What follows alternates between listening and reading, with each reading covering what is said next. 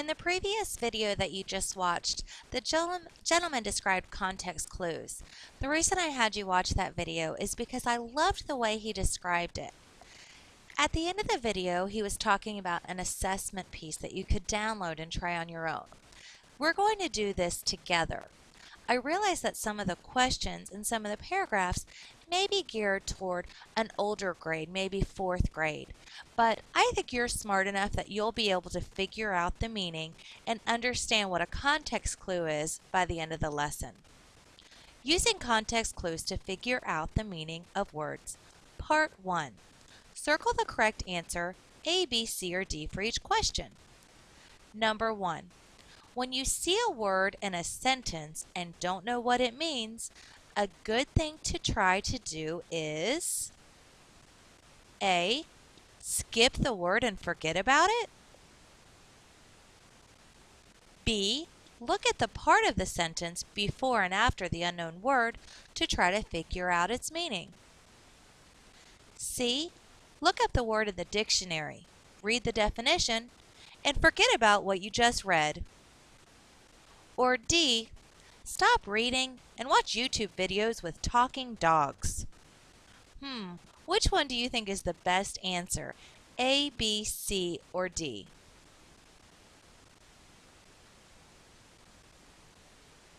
Alright, hopefully you went right to B. You want to look at the part of the sentence before and after the unknown word to try to figure out its meaning. We call that using your context clues. Number 2. You're reading this short story in class. I helped my neighbor clean out his garage last week. I moved a box and there was a dead squirrel behind it. It was really gross and it smelled terrible. You raise your hand and ask the teacher, "What does gross mean?" The teacher answers, "It means disgusting." You now understand the sentence and move on. It was really gross and it smelled terrible. You know that gross means disgusting, so the smell was disgusting. Makes sense. But the next day, you read this sentence. The clothing store used to be busy, but now it's almost empty of customers.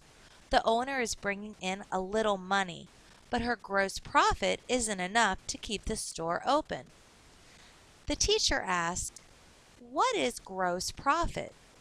You answer, "Disgusting profit." The teacher says, "No, that isn't right." What should you do? Well, first of all, you should stop and realize that sometimes there can be multiple meanings for the same word. So in this situation, the word gross isn't referring to the meaning disgusting like it was in the previous sentence. In this sentence, it's talking about how much money the store owner brought in. We're going to skip this part here. And we're going to go to number 3. You're reading this passage in class. My cousin George likes telling weird stories. One day he joined us at dinner and started telling a particularly confusing story about 2 ducks carrying briefcases and singing inside a Target store. He went on, but nobody knew what he was talking about. My father looked at him with a bemused expression on his face and then said, "George, I don't know what you're talking about." You want to use context clues to figure out what the word bemused means. What's the best thing to do?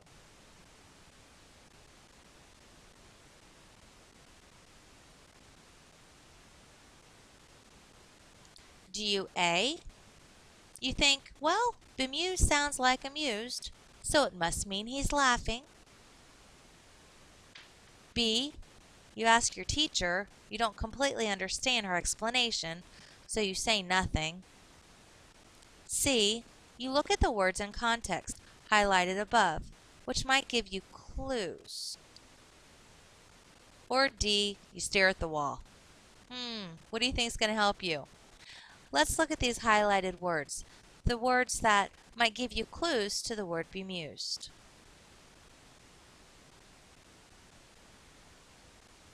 My cousin George likes telling weird stories.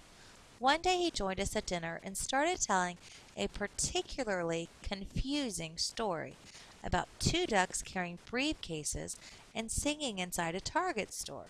He went on, but nobody knew what he was talking about. My father looked at him with a bemused expression on his face and then said, "George, I don't know what you're talking about."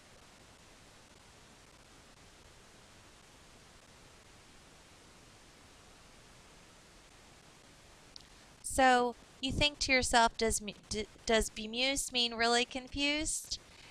And you're right. All right, you're going to have an assessment this week where you'll have to read a passage and then you'll be asked to determine the meaning of some of the words in the passage. Please remember to look at the words around the bold word, either in front of it, behind it. Sometimes you have to go to the sentence below it to determine the meaning. And always ask yourself, does that make sense? Is that how that word is being used in that particular sentence? Good luck.